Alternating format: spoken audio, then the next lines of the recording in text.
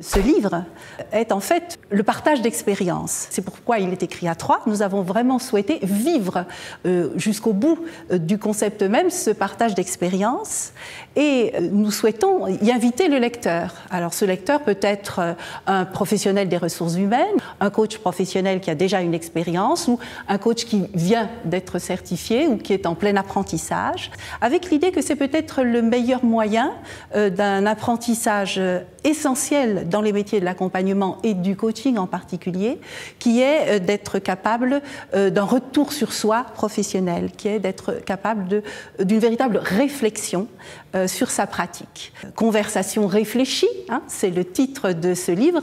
Nous avons voulu attirer l'attention du lecteur sur ce point.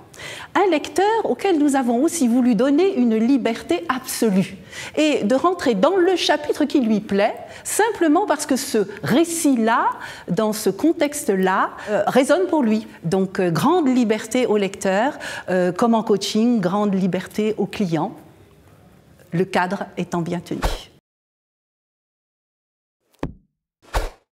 Chaque chapitre commence par un poème, de manière justement à nous souvenir que la vie est une création, et la vie professionnelle aussi. La première section, elle est intitulée « Le récit », les extraits de séance, si vous voulez. On a reconstitué les dialogues, et c'est comme si c'était vu de la part d'un observateur extérieur.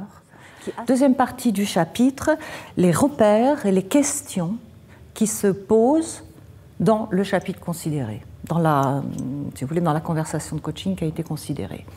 Donc, les grands thèmes vont apparaître. Et puis, une troisième section, c'est des repères méthodologiques. La quatrième section, c'est des articles que nous avions précédemment écrits qui vont tenir lieu à propos de ces thèmes-là, réflexion sur ces thèmes-là. Ce livre, dont les chapitres sont organisés d'une certaine façon, évoque un certain nombre de thèmes, dont quelques-uns que je vais citer maintenant. Le silence et la parole. Le silence parce que le silence intérieur précède le silence extérieur qui permet au client de pouvoir s'exprimer. Et la parole, comment construire une question de façon à ce que le client travaille. Et l'influence. On ne peut pas ne pas influencer. En tant que professionnel de la relation d'aide, je dois savoir où placer mon influence. Sinon, c'est de la manipulation. Je dois influencer le client vers sa propre direction de travail, vers ses objectifs, vers une finalité qui lui convienne.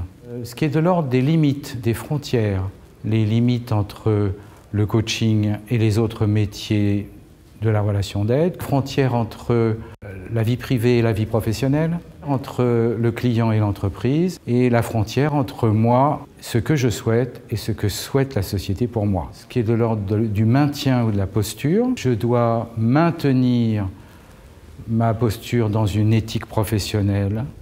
Je dois maintenir une relation d'adultat, c'est-à-dire entre deux adultes. Il n'est pas question qu'il y ait une régression de la part du client. Nous sommes deux adultes en travail. Le maintien de la parité entre deux êtres humains. Je ne suis pas quelqu'un qui sait plus que l'autre. Nous sommes à parité de savoir ou de connaissance sur la vie. Donc je n'ai pas à dire quelque chose sur la vie de l'autre.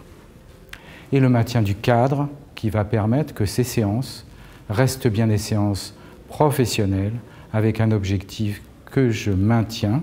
Un autre thème plus vaste qui va être ce qu'on appelle la problémation. Comment pratiquer la lenteur pour aller plus vite? Comment quitter l'envie irrépressible de chercher une solution à un problème